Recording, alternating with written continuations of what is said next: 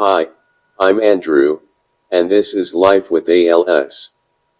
I would like for you to meet two nursing students, one of whom is a recipient of my grandmother's scholarship in the UNC School of Nursing. Can you introduce yourselves and where you're from? My name is Olivia, and I'm from Raleigh, North Carolina. Hi, I'm Michelle, and I'm from Durham, North Carolina. What year are you in the BSN program at UNC? I'm in my second year, and I graduate in May.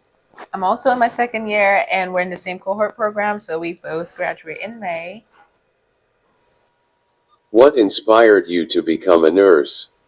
At least for me, I thought that nursing was kind of at the intersection of my two loves, one for caregiving and other for science. And I also started like a very early exposure into healthcare at age 14. So it's almost been 10 years of being in that kind of setting. And even from an early age, I just saw that I loved serving other people, and nursing was just the perfect profession for that. So I wish I had such a straight path like Olivia, but I did not, unfortunately. I ran away from nursing my whole life, and when it was time to pick a major, I stressed about what I was going to do, and I did not know. And all my life, everyone had been like, Michelle, you should be a nurse. And so after trying to find something better and there was nothing, I was like, I guess this is my fate. And I just sat and accepted it. And now I'm going to be a nurse. Okay, I love taking care of people. I always have. But I find that I always thought I would enjoy it more as a hobby. So I'm actually very interested in seeing how nursing works out for me. What has nursing school taught to you so far about ALS? Yeah, so in class, we learn a lot about the pathophysiology of ALS, nursing interventions, a lot of the care that people who live with ALS require, and we didn't really learn too much about pharmacological interventions. So I was saying earlier that one of the biggest things I remember about what we learned about ALS was one of our professors, hi Michael, said that ALS was basically like think of someone being imprisoned in their own body, where you're still sharp as a whip, your brain still works perfectly, but your nerve endings are not transmitting signals the way they're supposed to, and so you can't really move. And so it can be very frustrating. And I also remember something about it going from the extremities up. So, yeah. What do you learn about ventilators and trachs, and is it tracheostomy or tracheotomy? So I feel like we learned about ventilators. We learned that they help people with difficult to no work or breathe. It's like a mechanical breathing system. And then trachs, first of all, we've learned don't mess with it. But that's because you have to be licensed too. And we would Sterility, yes, also, yeah. yes. Um, I have actually had the good fortune of working with so far two patients that had trachs in, and one of them was a CF, that's a cystic fibrosis patient, and the other one was a cerebral palsy patient.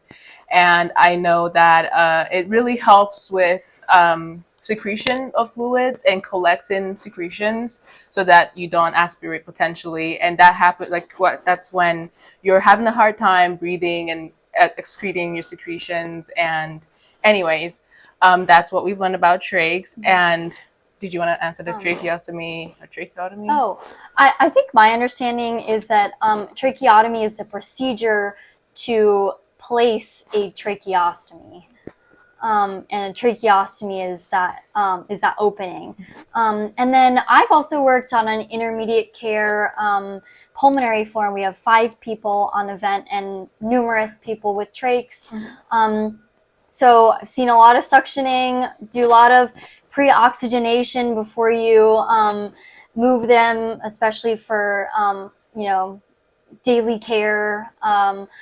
So yeah, I think that's pretty much my experience with it. But yeah, a lot to go, I guess.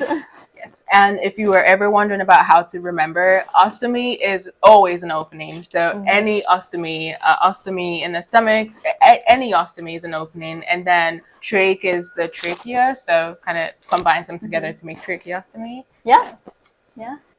Do you ever meet a person with ALS in your classes or clinical sessions? I personally haven't, but I have taken care of a lot of people with similar care needs as far as activities of daily living as well as trach care. Yes. So unfortunately, I also have not had the privilege, but like Olivia, I have had like exposure to people that have similar needs as like have tracheostomies or like need to be vented or stuff like that. So, but not ALS specifically that I know about. No. Olivia, on your resume you list that you are an extern at the Durham VA. First, what is an extern? And second, since veterans are twice as likely to get ALS as non-veterans, do you see any people who have ALS at the VA? Yeah, so an extern is kind of like an internship. I get paired with a nurse preceptor and we're one-on-one the whole day, and I just get to work with them. I help pass meds, doing IV medications, placing IV catheters, urinary catheters, chest tubes, all kinds of care like that. So it's really great because it helps work me up to managing a full patient load, and just basically preparing me to start working as a new grad nurse, which is a lot sooner than I thought.